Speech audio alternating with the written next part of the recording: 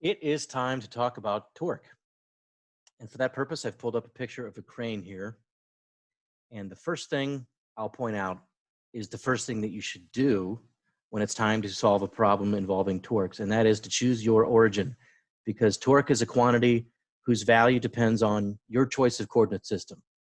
Now, because if I envision this crane tipping, I would expect it to tip perhaps about this front wheel here. You know, if it had too large of a load hanging from one of these ropes here, it might tend to tip forward, and it would be pivoting about the front wheel here. Now, you don't have to compute torques about the logical pivot point.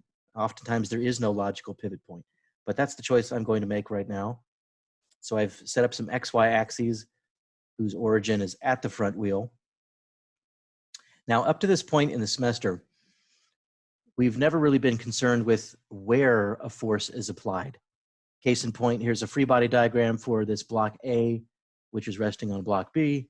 And the free body diagram identifies all the forces on block A, but each of those force vectors, let me get the laser pointer here, each of those force vectors is drawn with its tail on the point representing mass A. So there's no need to keep track of where forces are applied. Now, if you think about it, the tension on mass A is applied at the point of contact between the rope and the block, but that information is not present in this diagram. And the normal force between A and B, well, it's actually distributed. There's a whole bunch of individual forces between the particles, and we sum all those up and just call it the normal force. That information is also not contained in this diagram. So chapter 12 is the first time where we actually do need to know where the forces are applied. So the free body diagrams are a little more complicated. So here I've drawn a force vector representing the contact force between the crane itself here and this sheave. Sheave, remember the wheel of a pulley is actually called something else. I think it's sheave. The contact force between the sheave and the crane actually happens right here. So I've drawn that force vector with its tail at the point of contact. And that's going to be necessary information for computing torques. So you will not be able to compute torques if you draw a diagram where you just represent the crane with a single dot and then draw all your force vectors with their tails on that dot. That's not going to cut it in chapter 12. Now, there's a variety of ways of visualizing torques before you calculate them. I'm going to present the one that is perhaps the most useful and shows up often in your solutions. So maybe the first thing you'd want to do on your paper is to extend the line of action of the force. So if your force vector is not particularly long the way you've drawn it, take out a ruler and just extend that line. I like to do a dotted line to distinguish it from the force vector itself, but I'm going to call that the line of action. And then here I've drawn what I like to call R perp. You'll see why in a second, why I'm using the letter R. But R perp is the perpendicular line segment from your origin. Remember, the choice of coordinate system matters. Draw the perpendicular line from the origin to that line of action. Notice that if you had drawn a line from the origin to some arbitrary point on the force vector, that line would not be perpendicular to the force vector. So I had to extend the line of action in order to see R perp. Now, of course, I'm calling it R perp because it's perpendicular, but as for the R, oh, I guess I'm going to introduce that a few slides from now. So let's check some of the other force vectors and visualize their R perp. So the next one I did, instead of the, and how did I know that this force was down, by the way? Well, gravity's pulling down on this hook here, and the hook is attached to this sheave via the tension. So you can see how the net force between the sheave and the crane would need to be directed downwards. The next force I've chosen to look at, see this rope right here, or cable.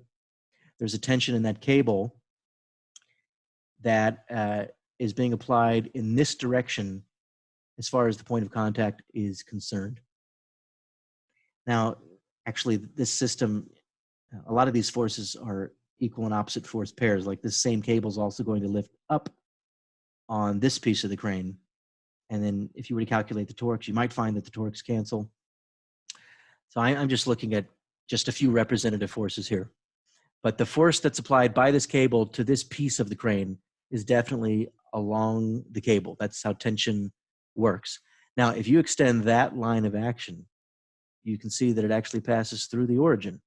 So compare that to the previous picture. Here, there was a distance between the origin and the line of action. Here, there is no distance. So in this particular case, R perp is 0. And I didn't type this into the slides here, but you should know that what I'm calling R perp is often called the lever arm, or also the moment arm or lever arm. That's what I'm calling R perp. Okay, here's another force. This would be, and I'm realizing that I should have drawn this force vector with its tail at this weight here. Yeah, because I meant to show the gravitational force on this counterweight. Let me go back. See how there's this counterweight hanging here? Presumably this would be real heavy to help prevent the crane from tipping. So gravity pulls straight down on that weight. I should have put the tail of the vector where the force is applied. We think of gravity as being a force that's applied on the object. But this still works because the line of action is still vertical. And then this would be R perp for that force. So you want to get some practice with visualizing R perp. All you have to do is take out your ruler, extend the line of action, and draw the perpendicular distance from your origin to the line of action. That is R perp. That is the lever arm, AKA moment arm. Here's another one. I'm looking at this cable now, and it's going to be pulling on the axle here in that direction. If I extend the line of action, that enables me to visualize R perp. So I'm using this dashed blue line for R perp. Notice if you had drawn a line from the origin to some point on the force vector as it's drawn, that would not be perpendicular. So that would not be R perp. You've got to extend the line of action so that you can see R perp. This lever arm is not 0. There is a lever arm there that's non-zero. The last example here would be the force of this cable on the top sheave way up here. And that force is directed in this direction, which allows us to, or by extending the line of action, that allows me to visualize R perp for that force. And you can see that lever arm is considerably greater than all the other lever arms. Okay, I'm trying to advance slides. Why is this not working? There we go. Okay, so now you can see why I chose to call the lever arm R perp, because R usually is the label that we use for position vector. That's a vector that goes from the origin to the point at which the force is applied. So most of the semester we used R to specify the location of a particle. Now we're using it to specify where a force is applied. That's the blue vector R, and you can see that you could resolve that vector into components, one of which is perpendicular to the line of action of the force, hence the name R perp. So sometimes you actually will be drawing the R vector in your diagram. Sometimes the quantity R perp is already drawn for you. So it's not always necessary to do both. Here's another example. If I'm talking about the force of gravity pulling down on this hook here, and that force is eventually applied to the top sheave there. It's the contact force between the cable and the top sheave. That force is directed downwards. If I draw the R vector from the origin to where the force is applied, that allows me to visualize the perpendicular component of the vector. Actually, you didn't need to draw R to see R perp. You can, even without the R vector, you can still see that if this is the line of action, then this must be R perp. Okay, now why have I scooted this over? There must be a reason why I did that. Okay, yes. Hang on a second. Right, imagine that whatever force is being applied to this sheave is then applied to the top sheave instead. And ask yourself, if those forces are equal, which of those applied forces would have a greater tendency to cause this crane to tip clockwise? I mean, obviously, if there's enough weight hanging from these and this thing is not, bolted to the ground or weighted down sufficiently, it's going to fall over. So if you've got, 10,000 pounds hanging here or 10,000 pounds hanging here, in which case would that applied force have a greater tendency to cause the crane to tip? So as I switch back and forth between these slides, watch what happens to R perp. And I'm imagining that, let's say there's a pallet on the end of this hook, with 10,000 pounds of a load there.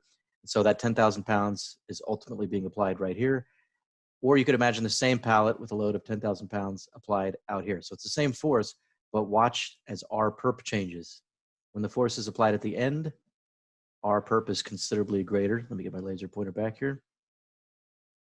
So back and forth. See how R perp changes? Same force, different R perp. And ask yourself, if the load is the same in each case, at which position will that applied force of 10,000 pounds tend to have a greater tendency to produce rotation of the crane? In other words, at which point is the force more likely to make the crane tilt or tip over?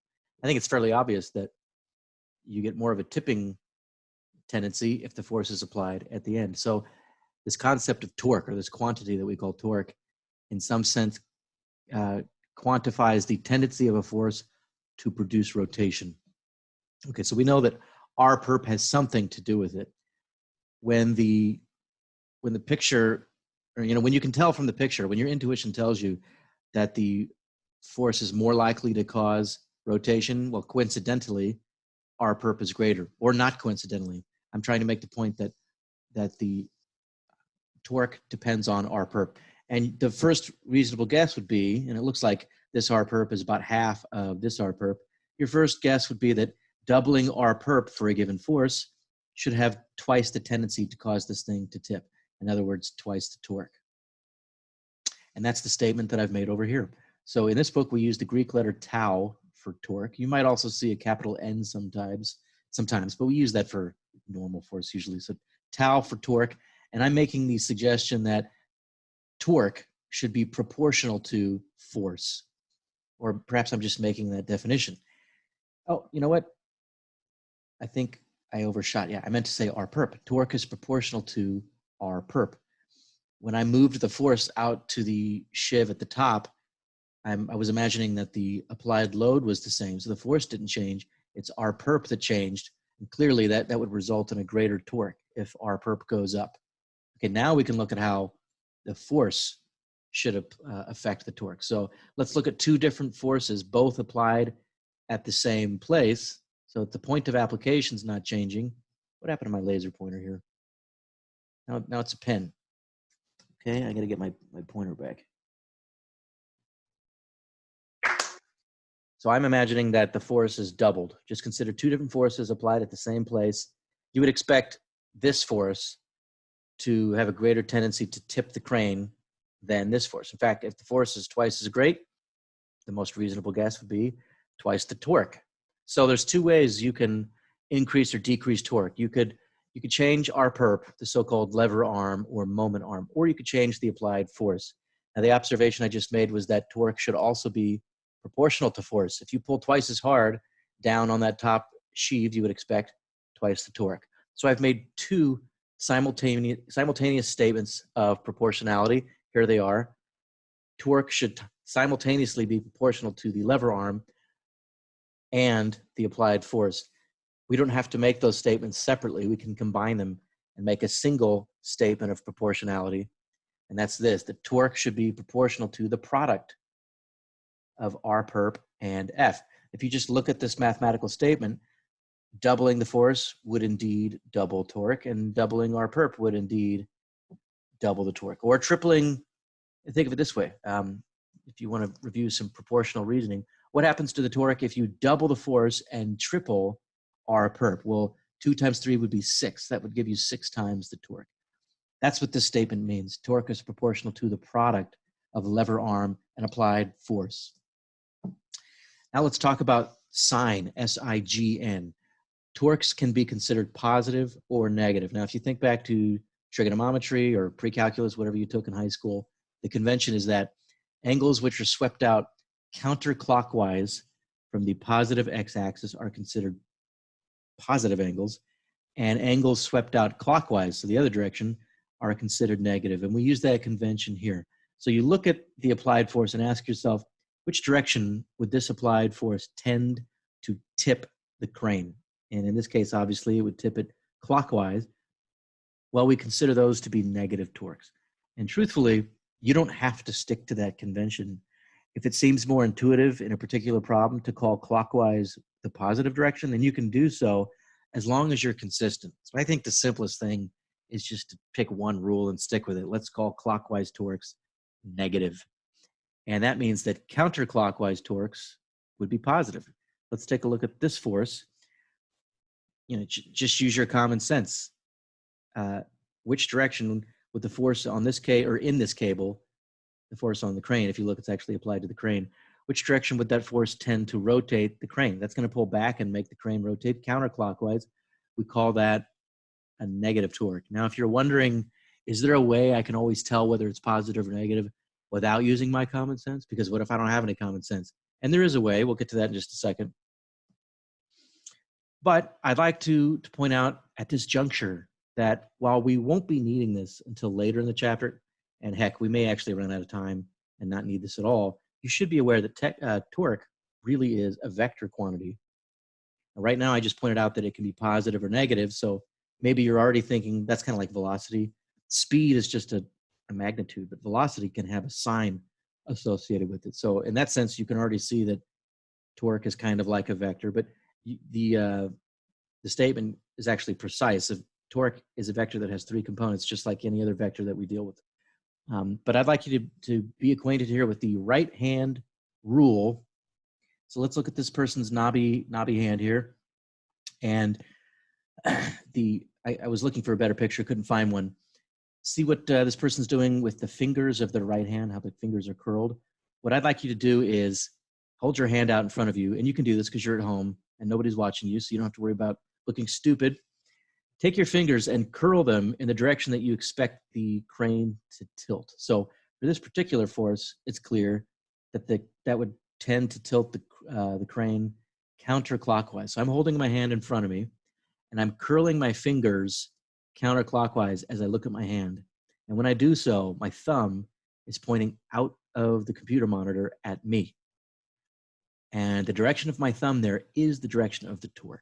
So if you want to be aware of the torque or the vector nature of torque, use the right-hand rule in that way. You're going to encounter many so-called right-hand rules in 3A and 3B, especially 3B.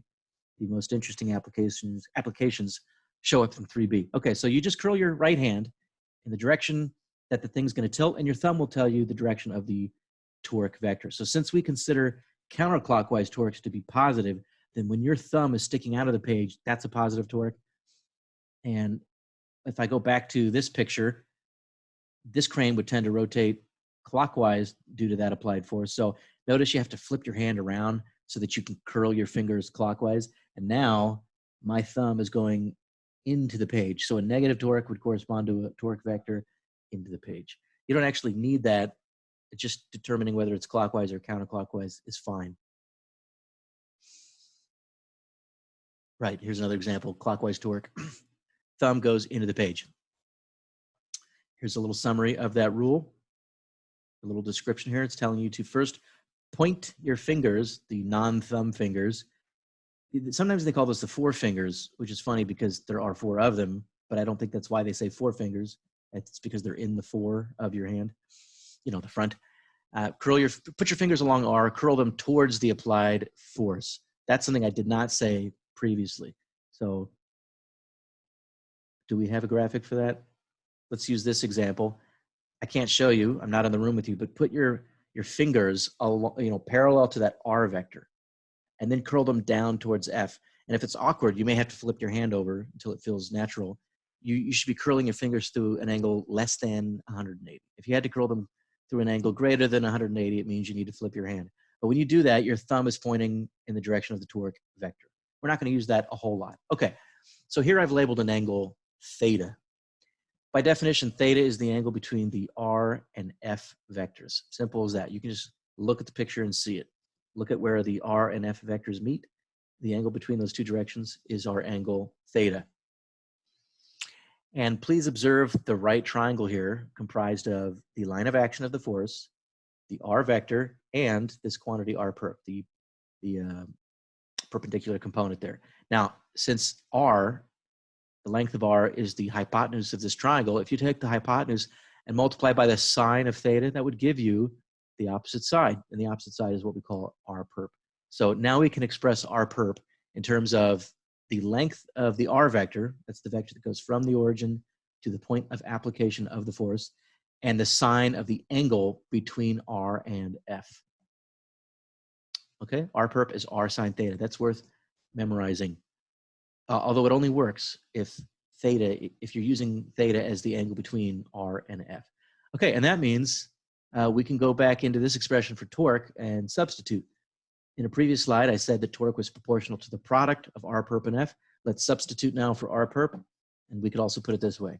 Torque is proportional to r sine theta times f. And now let's do what most books like to do. Let's put the rf together in front and the sine of theta at the end. rf sine theta.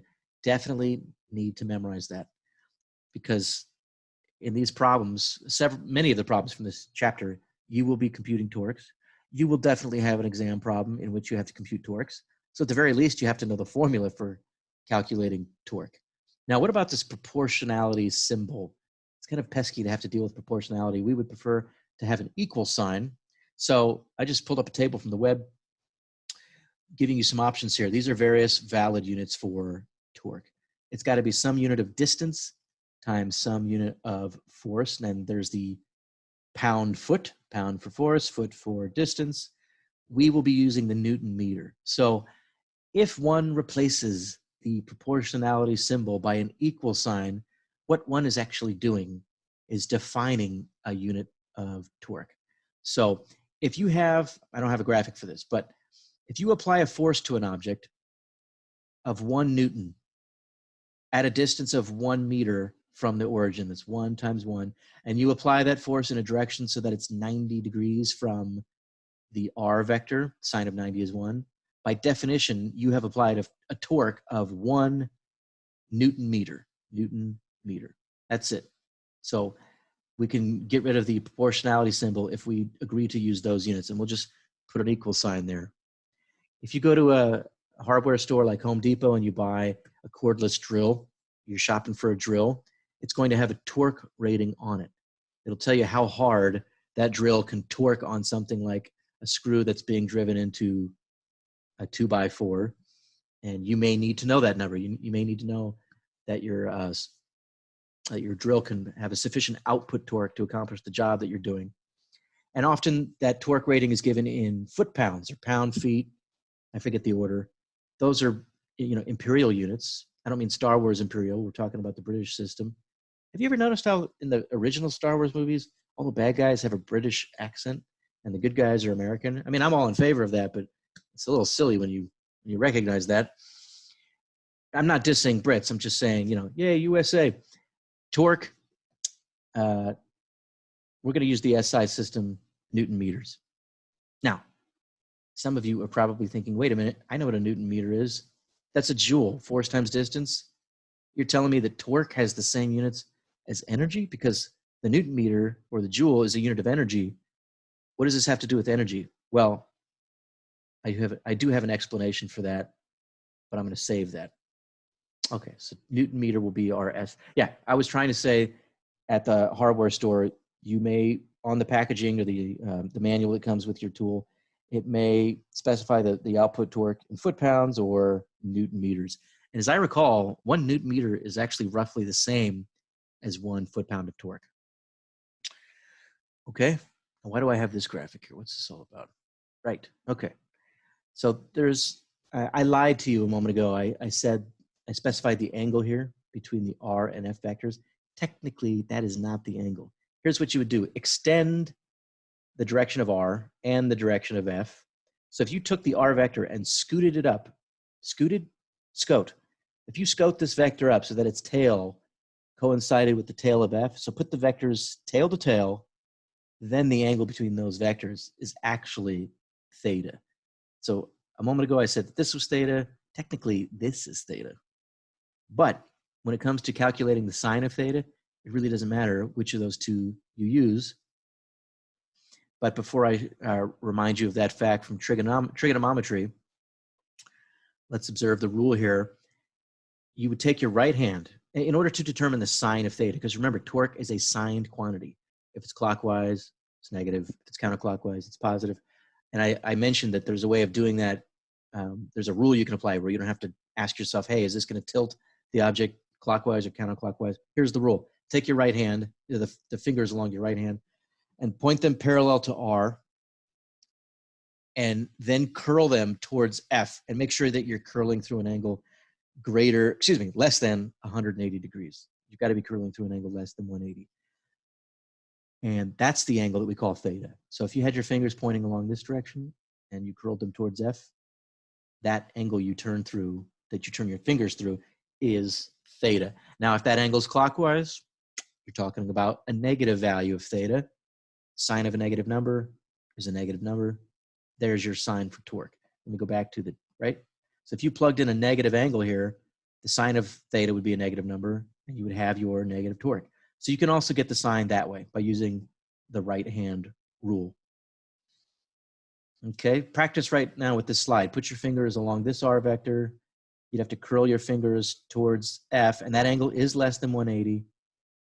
And notice that you're curling your fingers. I can't talk here. You're curling your fingers counterclockwise. That means theta is a positive angle. You plug it into the sine of theta, you get a positive number. You're talking about positive torque, right? Two different ways you can think about it. Now, why does it not matter whether you use this angle or this angle? Because frankly, in a lot of problems, it's much easier to visualize this. Like the problem is often already drawn so that you can see this angle. And rather than go through the trouble of redrawing the vector or imagining it in your head, you can actually just use this angle because of this fact from trigonometry, this identity. The sine of 180 minus an angle is the same as the sine of that angle. And that's the business about reference angles. So the example I'm using is 150 and 30. See this squiggle that this person drew? Suppose this angle is 150. How do you compute the sine of 150? Well, what you would actually do is use this reference triangle, where this angle is 30. And the sine of 30, you would just do opposite over hypotenuse. And since this is above the x-axis, it's positive. So you just get the same thing as if you had taken the sine of 30 degrees. The sine of two angles that add up to 180 is the same. And that's what we're talking about over here. If I go back, doesn't this angle and this angle, or don't those two angles add up to 180? They're supplementary, if you want to use that fancy word. Okay, so it really doesn't matter which one you're using as far as computing the sine of theta. Okay, now what's this one all about? Why have I drawn this? Still don't remember. Right, okay. Now, if this was an actual crane and you were hoisting pallets of bricks or whatever on these hooks, you better have a sufficient counterweight here where the whole thing's going to tip. And that would be because the magnitude of these clockwise torques, you can see each of the loads here would apply a force that results in a clockwise torque. If those clockwise torques exceed in magnitude the counterclockwise torque from this counterweight, then the thing is going to tip. So you can see why we need to make the case that the net torque is 0 if your object's not going to tip. If there's a net torque, clockwise or counterclockwise, the thing's going to start to rotate. It'll tip over.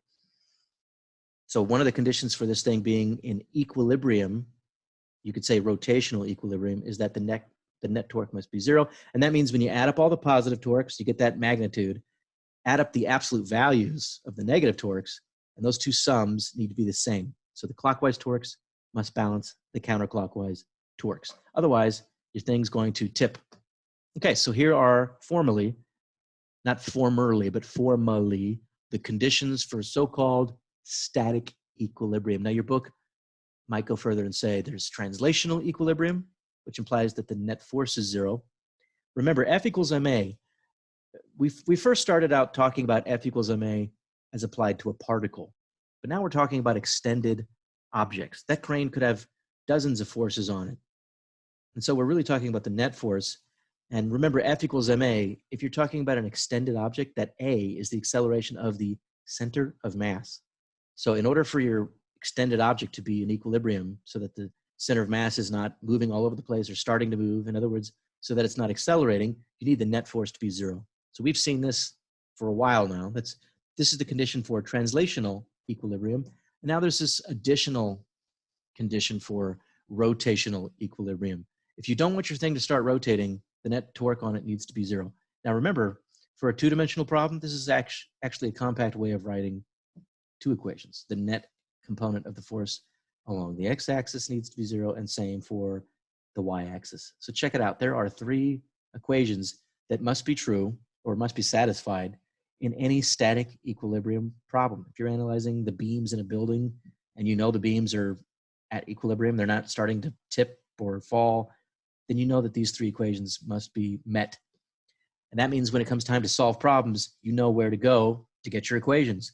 If you have 3 unknown quantities in a static equilibrium problem, you're probably going to need to write 3 equations. Here they are.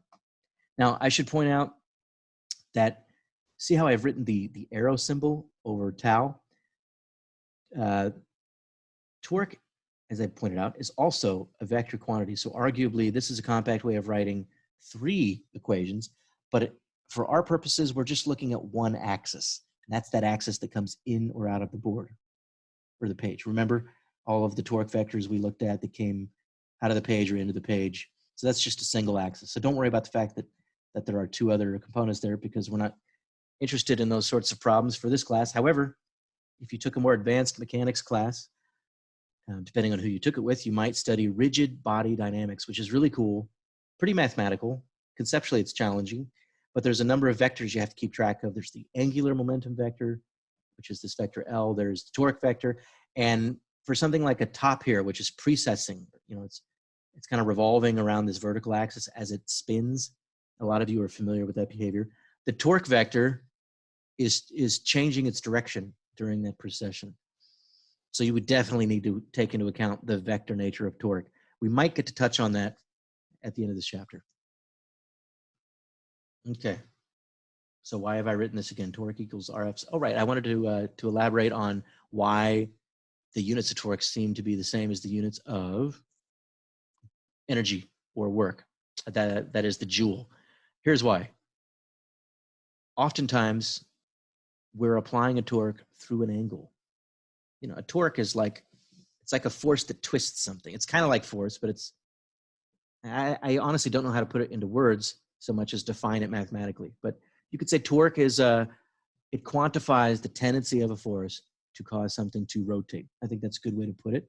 And very often you're applying a torque through an angle.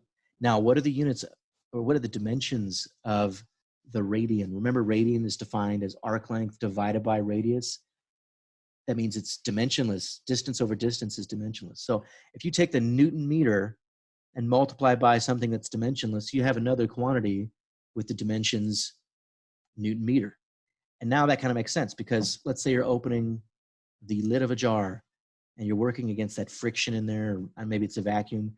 You have to do work to loosen that cap or the lid. And you apply, as you're twisting it off, you apply a torque with your hand or your wrist through an angle. And you definitely did work. So it seems reasonable that torque times the angle through which you turned would be the work that you did. And that means it would have to have units of joules. So there it is. It's not a coincidence that the units of torque are the Newton meter. Okay, there's one other formula that we need to develop before we can take a look at a homework problem involving static equilibrium. So here's a tree with the tire swing hanging from it. Kind of creepy, isn't it? And I'm going to choose to put my origin right here, because I'm imagining that if there was sufficient weight hanging from this branch, not just from the tire swing, but the weight of the branch itself, or the bow, what do you call that? If there was sufficient weight, it might just break because of an excessive torque. So there's the torque from the tension in this rope, but there's also the torque due to the gravity force. Gravity pulls down on each piece of the trunk, or at least that's how we think about it in this class.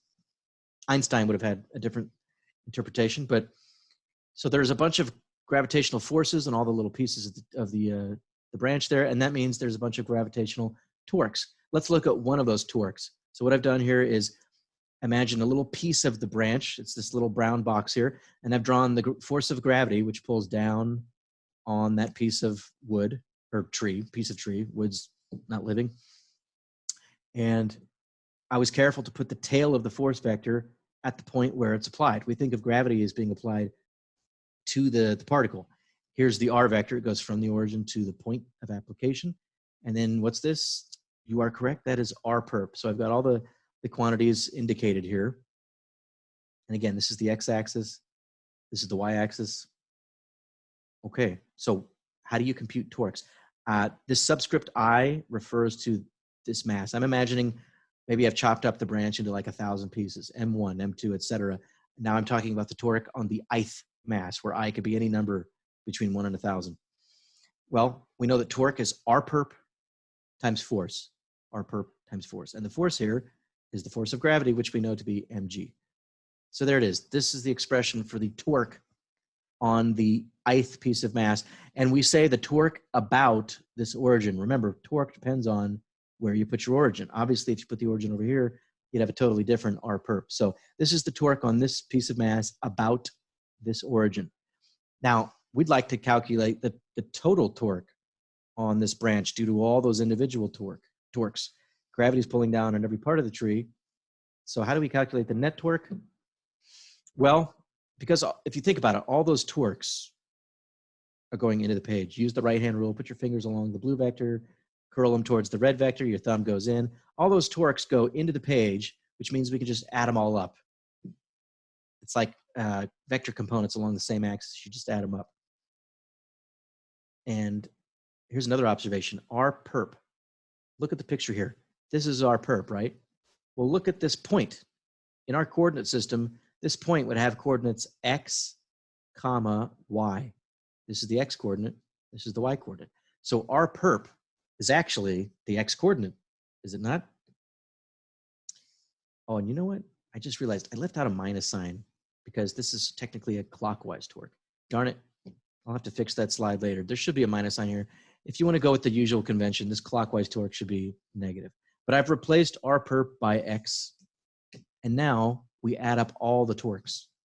So sum over I, the expression m sub I, x sub I, g. This is the torque on the ith mass. Add that up for every particle. And then what can we do with this g? Remember, g is 9.8. It's the same for every one of these terms. So we can factor it out, as I've done here. So I've imagined that the sum is enclosed in parentheses. G has been factored out. Well, I know this looks familiar to you because you've been reading the book and watching the other videos repeatedly because you have nothing better to do? No? Okay. What do you get if you take each mass and multiply by its x coordinate and then sum that up? That is the same as taking the total mass. Oh, I goofed this. I got to fix this. Hang on.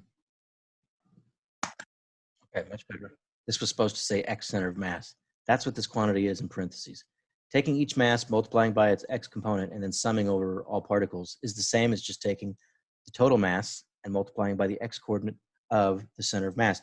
That comes from the definition of the x coordinate of the center of mass. And the result here is pretty intuitive.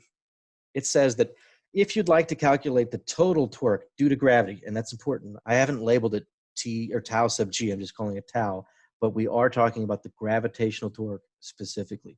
To find the total torque due to gravity on this branch, all you need to do is take the total mass, multiply by the x coordinate of the center of mass, times g. Well, that's really the same formula that we applied to each individual particle. So see what I did here? I flipped the order.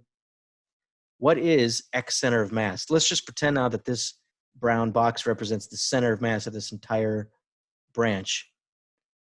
Then its x coordinate is this quantity right here. That is r perp. So here's what you do. What it all boils down to, and you probably could have guessed this. In order to calculate the net gravitational torque, just pretend that gravity acts at a single point, that's the center of mass, and that the force applied to the center of mass is merely the weight of the entire thing. That's it. Just take the weight of the whole branch and imagine that it's applied at the center of mass. I need my laser pointer. I feel insecure without it.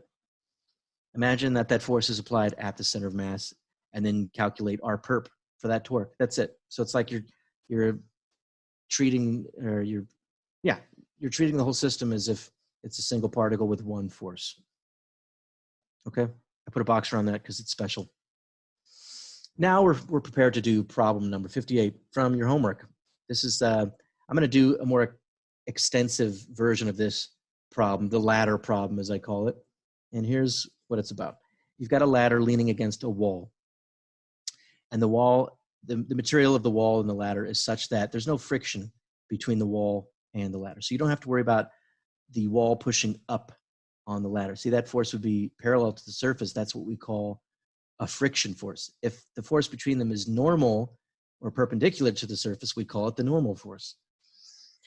Okay, and obviously the floor is going to be pushing up on the ladder. And then you probably have some sense that there needs to be friction here. Of course, there needs to be friction between the bottom of the ladder and the floor. Otherwise, this thing would just slip. So four forces are drawn on this ladder, but this is more sophisticated than just a free body diagram because the forces are drawn carefully so that the tail of the force is at the place where the force is applied. So the normal force pushes on the ladder at the top of the ladder. The other normal force pushes on the ladder at the bottom of the ladder. That's why the tail of that vector is at the bottom of the ladder. And what about the gravity here? Remember, for computing torques due to gravity, you imagine that the gravity force of the whole ladder is being applied at the ladder's center of mass. And for a uniform ladder like this, notice how it's not thicker up top or at the bottom. We know that the center of mass is at the midpoint of the ladder. So we can just compute a single gravitational torque where we imagine that the force is applied at the center of mass of the ladder. Okay, now what's with these quantities D1 and D2? Well, look at FG. In your mind, I've got a slide here in a moment, but extend the line of action of FG and then ask for R perp to that line of action. I should have pointed out, I'm imagining that we put the origin here. You'll see why in a second, but if you put the origin there, this would be R perp for the gravity force. So D1 is R perp for this force. Now extend the line of action in your mind, the line of action of N2. Do you see that from here to here would be R perp for the normal force N2, but this distance is the same as this distance. So D2 is R perp for the force N2. And that's often how these problems are presented. Very often they just give you the R perps, which is why R perp F is the convenient way of calculating torques. Okay, so let's reintroduce the vectors I was using. Let's look at the torque due to the gravitational force. That force, we think of that force as being applied at the midpoint. So I've drawn the tail of the vector at the point of application. Here's the R vector that goes from the origin to where the force is applied, and then here's R perp. You can see now it's the same as D1. Use the right-hand rule. Put your fingers along R, curl them towards F. I find that my thumb's coming out of the board, so this would be a counterclockwise torque. Makes sense, right? Wouldn't gravity tend to make this, like if the wall wasn't here, forget the wall was here, wouldn't this thing immediately tilt counterclockwise? That's due to the gravitational torque. Well, what prevents it from tilting? Remember, if something's in equilibrium, all the torques are balanced. So if there's a counterclockwise torque, there must also be a clockwise torque, which is equal in magnitude. And that torque comes from N2. Hopefully your common sense tells you that if you pushed on the top of the ladder like this, that would tend to rotate the ladder clockwise. So we're talking about a clockwise torque. And if you don't see that, again, just use the rule. Here's the position vector it's not the position vector. It points from the origin to the point at which N2 is applied. Put your fingers along the blue vector, curl them through an angle less than 180 towards N2. I find that my thumb is now going into the board. My fingers are curling clockwise. That's your clockwise torque. That torque has to balance the counterclockwise torque from gravity if this ladder is to remain in equilibrium. Okay, now you don't have to do this for every problem. In fact, it's not always easy to do this in your mind, but I want to help you think about this problem with cause and effect, because you really can make sense out of it. Okay, like why are all these forces here? Well, gravity's obvious. We're in a gravitational field. If the wall were not here, what would gravity do to the ladder? It would make it rotate counterclockwise. It would start to tilt. So it's, in a sense, it's tilting into the wall.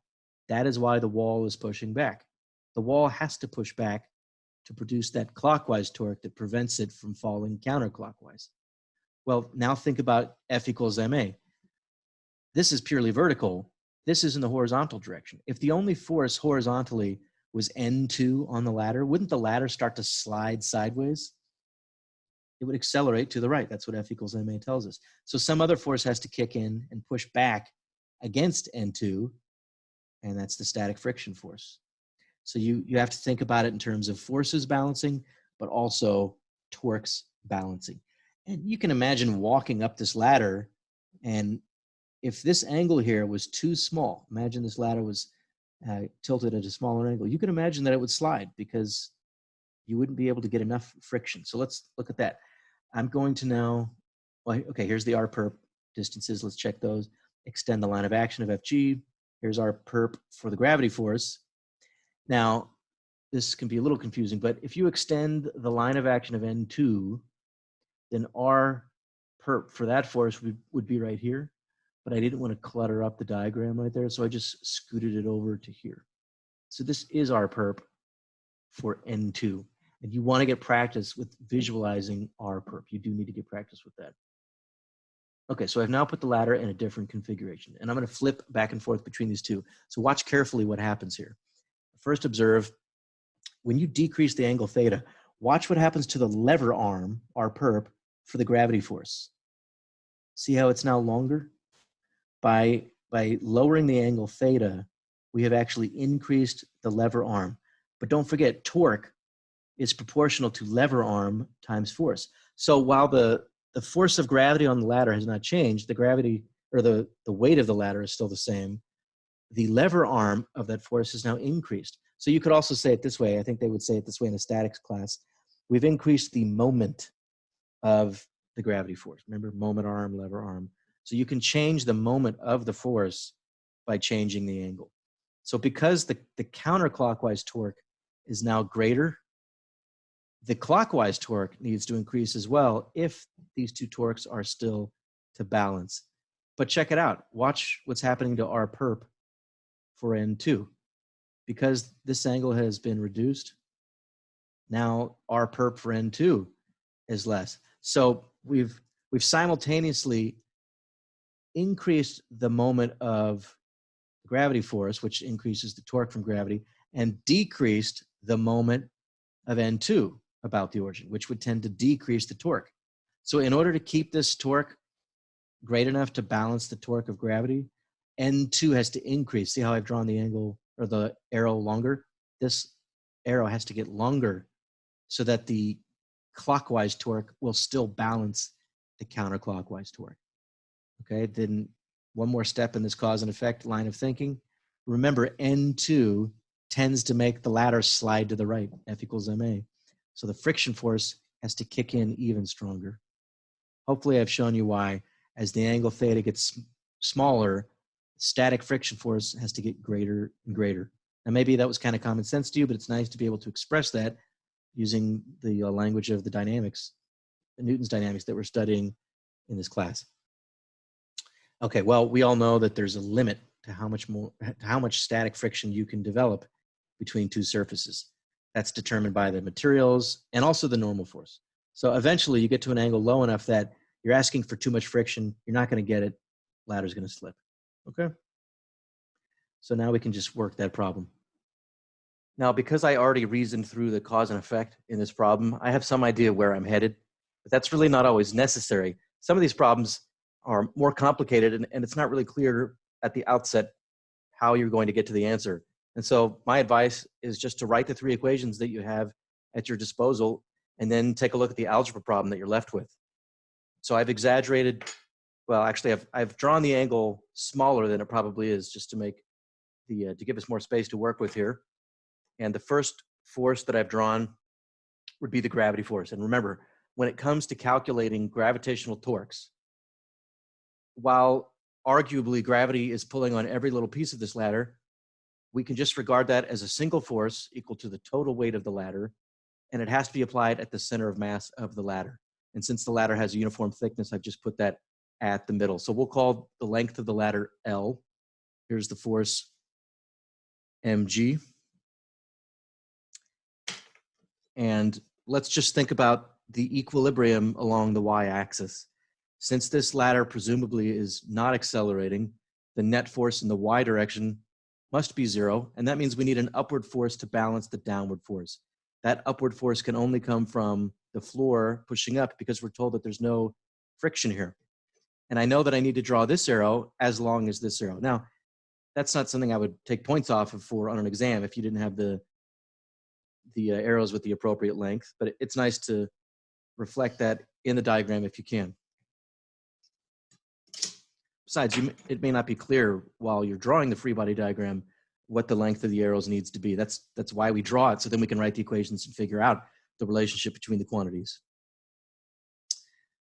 Okay, now if we think in terms of torques now, remember you can put the origin for a computing torques wherever you want. The advantage of putting it here would be, and I haven't drawn the friction force yet, but we know that there are two forces applied at this point. And again, I've said this repeatedly, your book doesn't make a big deal out of this, but there's really just a single interaction between the floor and the ladder. There's one force, but we like to break that force into a normal component and a friction component. So the floor is pushing this way on the ladder simultaneously as it pushes that way. We like to call this component friction.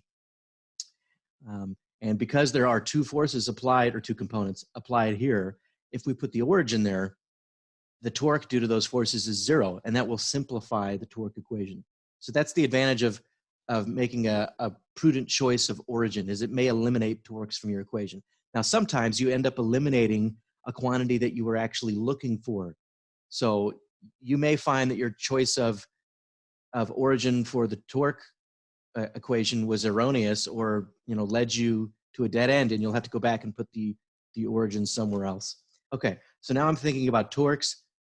This torque, or this force, because it passes right through the origin, it has no moment arm. R perp is 0, so we don't have to worry about the torque from this force.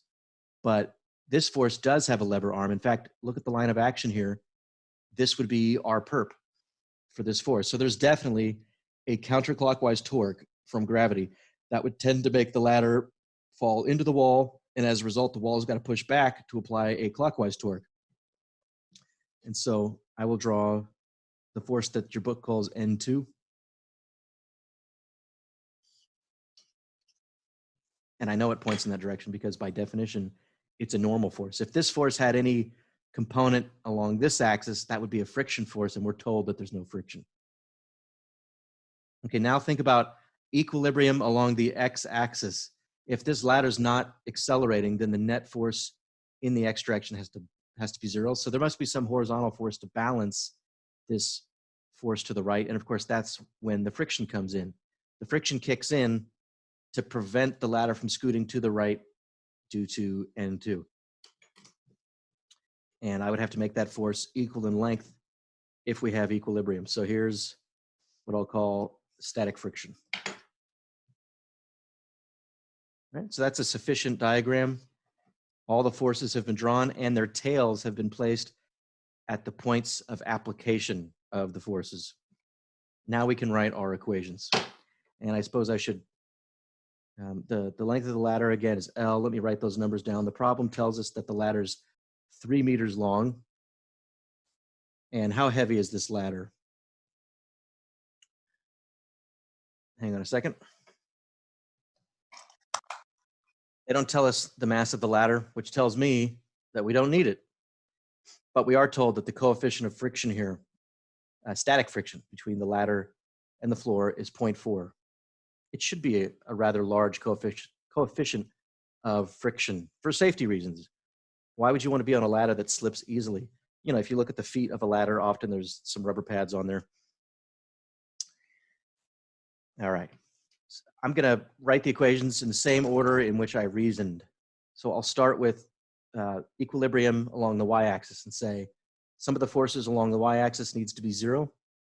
We've got N1 pushing up on the ladder and gravity pulling down. Trivial, but now we know that the normal force of the floor is equal to the gravity force. It has to support the weight of the ladder. Almost not even necessary to write that equation. Some of the forces in the x direction have to be 0. So N2 is pushing to the right on the ladder, and friction pushes back. That's got to equal 0. So perhaps we're going to use this relation in a moment. And the question, of course, is saying, find the minimum value of theta before the ladder slips. Obviously, if you decrease this down to 5, it's probably going to slip. You wouldn't want to stand on a ladder at that angle because you wouldn't be able to get enough friction from the floor. Okay. Theta does not appear in either of these equations. So obviously, these two by themselves are insufficient for solving the problem. We must go to the torque equation and say that the net torque has to be 0. Now, there's a couple ways you could choose to write this. I'm going to do it this way. I'll say the torque from N2 plus the torque from the gravity force has to equal 0. The sum of the torques must be 0. And when I write this, obviously one of these must be negative if they're going to add to 0. I didn't even bother to write the torque from N1 and Fs because, again, those forces pass through the origin. They have an R-perp of 0. If my origin had been placed here, all 4 of these forces would produce non-zero torques, and they would all have to be included in the equation. I think you can often get to the answer for many choices of origin. It just involves more algebra. Okay. Now, just to remind you how we calculate torques, I'm going to go with this. I'll say R-perp for N2 times N2. This is R-perp times force. And R-perp for the gravity force times the gravity force. And then I have to decide which of these gets the minus sign. Well, the convention is that clockwise torques get the minus sign, and the clockwise torque comes from N2. So I'll put a minus sign in front of that. And so it was up to me to put in the minus sign. So I haven't even messed with this definition of torque, RF sine theta. This is one way to do it. You could look at the diagram and for each force, find the angle. For instance, let's look at R-perp for N2. R is the vector that goes, no, I'm sorry, not R-perp, but R. R is the vector that goes from the origin to where N2 is applied.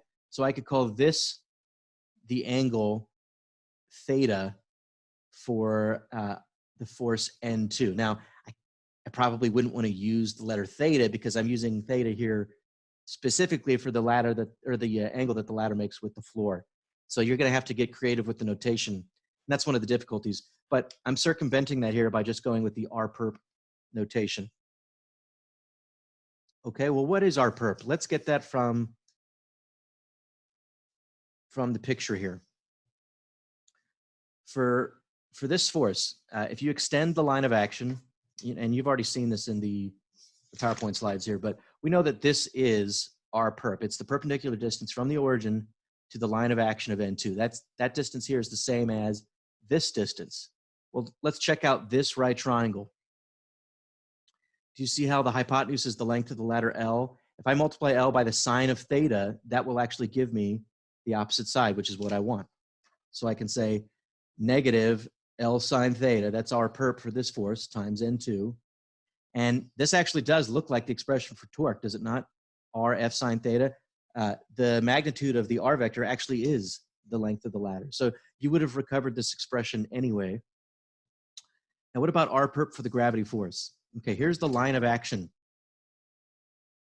for the gravity force. The perpendicular distance from the origin to that line of action is this distance. This is what we need. And now I'm looking at this smaller right triangle, which has a hypotenuse L over 2.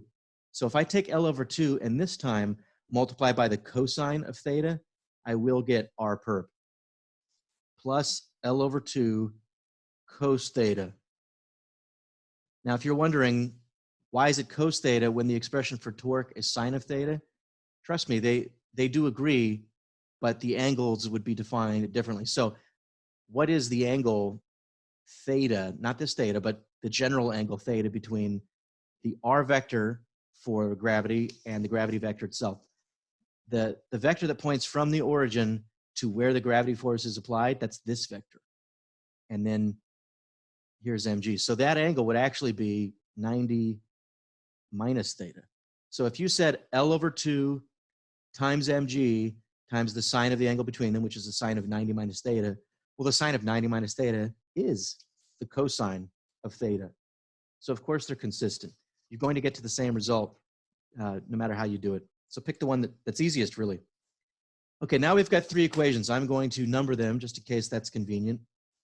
Equation 1, 2, and 3. And we're looking for theta.